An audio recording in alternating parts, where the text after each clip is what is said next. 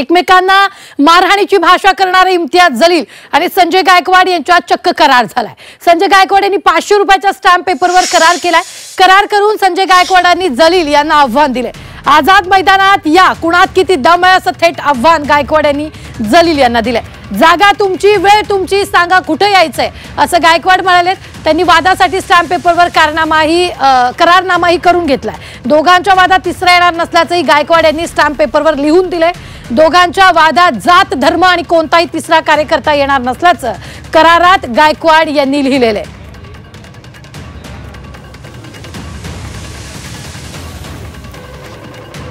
तर स्टॅम्पवरील कराराची धमकीनंतर जलील गायकवाडांमध्ये करार झालेला आहे। स्टॅम्प पेपरवर संजय गायकवाडांनी करार केलाय।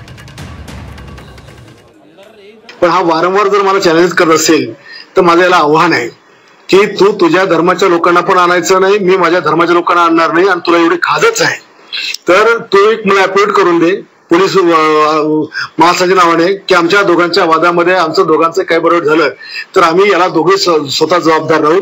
आणि ना तुझं संभाजीनगर ना माझं बुलढाणा, तुला मी पत्र पाठवतो, तुला लेखी कळवतो, त्याप्रमाणे तो अपॉइंट करून दे आणि मग आपण भेटूया आझाद मैदानावर। कोणात किती दम आहे, काय फैसला व्हायचा तो पोलिसाच्या साक्षीने होईल।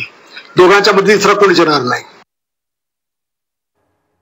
सरकार के अंदर है कि हमारा कोई कुछ बिगाड़ नहीं सकता है, हम किसी के ऊपर भी हाथ उठा सकते हैं। अगर गलती से भी अपने जहन में ये बात चल रही है कि इम्तियाज जलील के ऊपर भी हम हाथ उठा सकते हैं, तो जवाब पहले वहां से देकर गया था।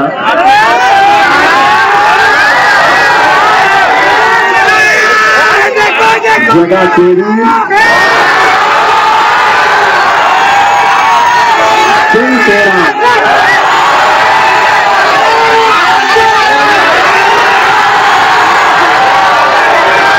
मस्त भी तेरा,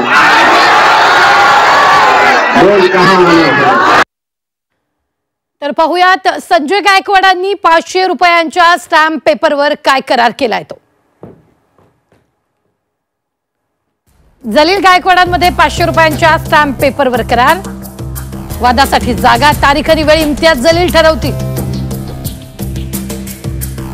कोणत्याही राजकीय पक्ष किंवा धर्माला वादात ओढलं जाणार नाही।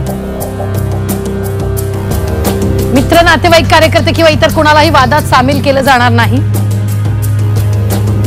वाद संबंधित जिल्ह्याच्या पोलिसांच्या उपस्थितीतच होणार।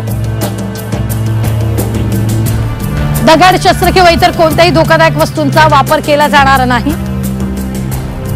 वादात तिसरा व्यक्ती सहभागी होणार नाही, याची जबाबदारी पोलिसांची असेल। दोघांपैकी कोणालाही काही झाल्यास त्याची जबाबदारी दोघांवर राहील। वादात कोणत्याही सरकारी विभागाला सामील केलं जाणार नाही।